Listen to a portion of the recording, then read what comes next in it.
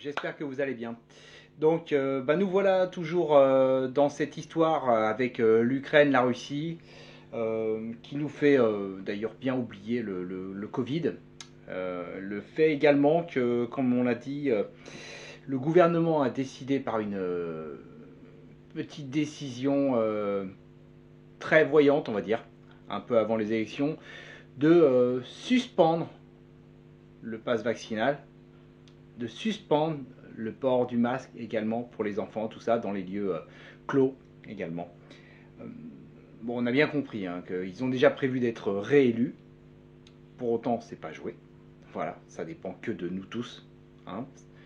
Malgré tous leurs sondages qui soit sont payés, soit sont vrais, pourquoi pas. Hein, mais sur quelle partie de la population? Sur quel échantillon, pardon. Donc, on verra bien. Hein, on verra bien les Macron. J'aimerais bien que vous réveillez en vous disant, finalement, mince, c'est pas passé. Qu'est-ce qui s'est passé? Ça serait formidable. Voilà, donc il y a une guerre, effectivement. Macron nous a clairement dit, il n'y a pas si longtemps que ça, je ne suis pas sourd, il nous a dit, nous sommes en guerre, comme il nous avait dit avec le Covid. Il n'y avait pas de guerre Covid, et on n'est pas en guerre. Maintenant, il nous dit, il y a la guerre aux portes de l'Europe, mais nous ne sommes pas en guerre.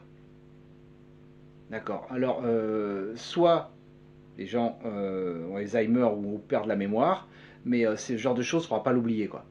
Là, on est en train de nous dire que Macron a bien précisé que nous n'étions pas en guerre. Et pourtant, c'est le premier, il y a quoi, 15 jours, 3 semaines, qui nous disait nous sommes en guerre. Alors, le gars, soyez complètement taré, ça, en même temps, j'en doute pas trop. Mais il y a quand même un truc, c'est que on peut pas nous dire une chose et son contraire en si peu de temps. Je reviens, nous ne sommes pas en guerre. Allez, moi je le dis clairement, nous ne sommes pas en guerre. Point final. Pourtant, c'est en même temps cette personne qui est en train de jeter de l'huile sur le feu. Hein. Il nous parle de. On essaie de nous le vendre comme le gars qui va essayer de calmer les choses, apaiser tout ça. On sait que calmer et apaiser les choses, il ne sait pas le faire lui. Lui il passe son temps à critiquer, jeter de l'huile sur le feu, se foutre de la gueule des gens, traiter les gens de gueux et tout ça. Je pense qu'avec Poutine, il n'a pas pu trop le faire, le pépère. Parce que là, pour le coup, Poutine, c'est pas du genre à se laisser faire. Hein. C'est pas le Macron, j'aimerais bien plutôt qu'on fasse, comme je disais, j'avais dit l'autre jour, un bras de fer entre les deux pour rire. Voilà, donc le Macron, il jette de l'huile sur le feu. Hein, et là, maintenant qu'il a bien jeté de l'huile sur le feu, et que, alors que les Français ont clairement dit qu'il ne fallait pas envoyer de munitions, il ne fallait pas envoyer d'armes, qu'on ne se mêle pas de ce conflit, que les Français ont massivement indiqué à 70-75% qu'ils ne voulaient pas qu'on rentre dans ces restrictions, dans ce système qui ne va jouer qu'en faveur, en défaveur en tout cas, des Français. Voilà, et on le voit comme le prix à la pompe, le prix du gaz. Et là, Macron va encore nous la mettre à l'envers en nous disant que regardez ce qu'il nous fait, va nous baisser de 15 centimes le prix du litre de gasoil ou d'essence. Ah, mais c'est grâce à qui que ça a augmenté tout ça? Qui a mis ces restrictions? Qui est allé faire le malin avec les Russes? Clairement. Voilà. Là, on a Pécresse qui est en train de dire, pareil, c'est la même, hein, c'est une va-t-en-guerre, il faut absolument livrer des armes aux Ukrainiens. Bon, des armes avec notre pognon, comme je le disais, et qui iront vite dans la nature, au marché noir. Pourquoi on va filer des armes aux Ukrainiens? Comment les Russes en face peuvent le prendre? Alors, je vous laisse aller regarder également pour ce qui se passe, parce qu'on ne parle pas tellement des 8 ans passés avec le Donbass. Hein. Ça, on n'en parle pas beaucoup. Ok, ils font l'impasse. Alors voilà Macron, le blanc, le chaud, le froid comme d'habitude. Hein, il fait ses restrictions. Donc nous, on est en train de payer l'essence et le gasoil une blinde. Hein, ça devient infernal pour aller bosser. Et monsieur va paraître comme le sauveur encore des Français en nous baissant de 15 centimes, ce qu'il a fait augmenter de 75. Non mais voilà. On n'est pas complètement tous débiles, rassurez-moi. Je sais qu'ils nous ont un peu lobotomisés avec tout leur délire et toutes leurs mesures complètement qui étaient des non-sens. Nous dire blanc, noir, nous dire n'importe quoi, rentrer chez vous, assis, debout, couché, ça a été ça pendant 5 ans. Voilà. Sans compter qu'ils sont en train de nous la faire à l'envers en nous disant, il y a alors Véran qui a sorti récemment, on va voir l'année prochaine et dans les années qui viennent pour ouvrir au moins 1000 lits. 1000 lits d'hôpitaux. Ah, bravo. Ils en ont fermé 18. Ils nous promettent de peut-être, alors qu'ils ne le feront pas, en ouvrir 1000 Après on a fermé 18 000, ben, les gars, n'oubliez pas ce qu'ils ont fait. Faut arrêter. Faut bien ne pas oublier qu'ils ont fermé ces 18 000 lits parce que l'Europe a décidé de privatiser tout. La France, tous les pays. Donc l'Europe a dit, vous fermez les lits. Vous fermez les hôpitaux. Les services publics. Donc ils ont obéi. Alors, si Macron revient, vous croyez qu'il va faire l'inverse de ce qu'il a fait depuis 5 ans? Non, il va juste mettre le pied sur la pédale parce que là, il n'a plus rien à perdre. Il est réélu. S'il est réélu, c'est banco pour lui. La banqueroute. Donc là, ça sera la totale pour nous. Également, on voit que Castex et Véran et les médecins reviennent sur les plateaux, recommencent à faire ils vont arriver bientôt avec le drap blanc avec les trous sur le visage pour faire les fantômes. Ils reviennent pour nous faire peur. De nouveau, c'est reparti. On nous parle du nouveau variant, les doses arrivent, évidemment, parce que les doses arrivent à partir du 8 mai, en fait. C'est plutôt que j'avais prévu. Ils avaient parlé du 15, et finalement, ça sera à partir dès le 8 mai. Donc, ils vont pas aller attendre. C'est-à-dire qu'on a les élections, et derrière, c'est parti, c'est la picouse pour tout le monde, c'est reparti. Et restrictions, masque et la totale. Le pass revient, se remet en place, plus fort que jamais. Je m'attends à ce qu'il y ait le pass grippal derrière. Vous allez voir, je suis sûr qu'on en reparle dans quelques temps. Notez bien, le pass grippal qui va être mis dans votre pass. On en reparle. Je ne serais pas étonné. Et je vous dirai pourquoi sur une autre vidéo. Donc, où je voulais en venir par cette petite vidéo, je voulais faire plus courte. Je vais essayer d'écourter. Donc, en gros, pour nous, les restrictions pour les Russes qu'on n'a rien à cirer. Ils n'ont rien à cirer de ces restrictions. À part que je pense qu'ils n'oublieront pas que les Européens, les Français particulièrement, font les malins, veulent jouer au bras de fer avec eux. Et ça, je pense que les Russes ne sont pas amnésiques et ils s'en souviendront. Donc pour nous, qu'est-ce que ça donne? Tout augmente, voilà, c'est clair, la bouffe, tout. Il y a déjà des pénuries, j'ai vu que dans les magasins, alors hier je suis allé faire les courses, c'était juste blindé.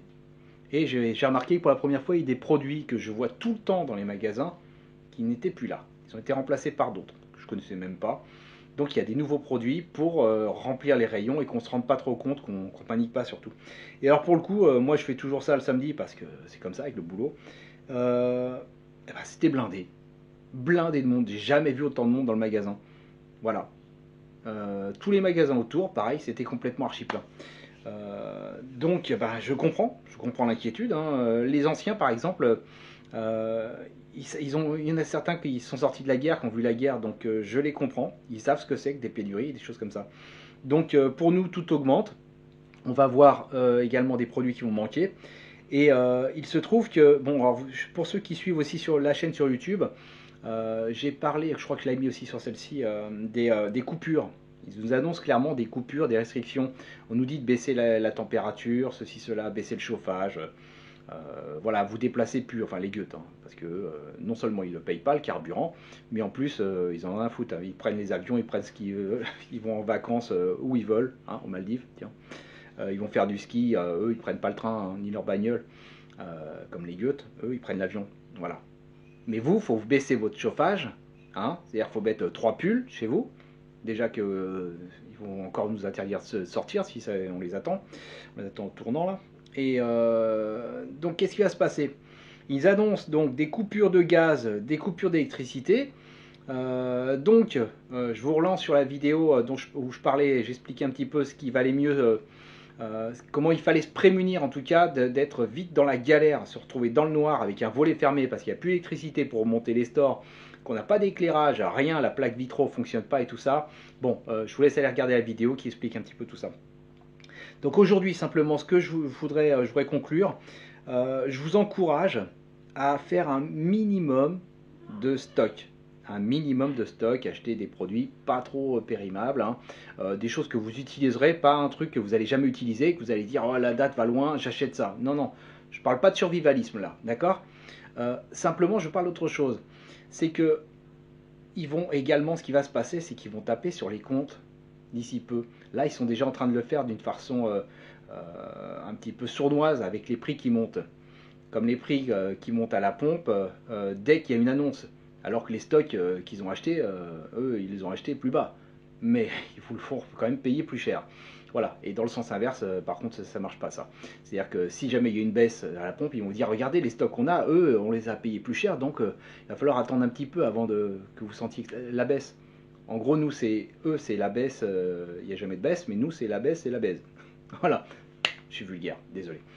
Voilà, je vous encourage à faire un minimum de stock, acheter des choses qui peuvent vous servir. Ne ruinez pas les magasins, faites ça raisonnablement. Hein. L'idée c'est de ne pas saturer, enfin pas vider les magasins et créer par là des pénuries. Voilà ce que je voulais dire. Et surtout, moi ce que je veux dire c'est essayer de transformer une partie de l'argent que vous avez sur votre compte en choses qui peuvent vous servir. Vous voyez ce que je veux dire par là? Donc si vous avez des planches à acheter, achetez votre plancher. Si vous voulez acheter un petit stock d'eau, de boîtes, des trucs comme ça, achetez-les. Un petit groupe électrogène, ça peut, pourquoi pas.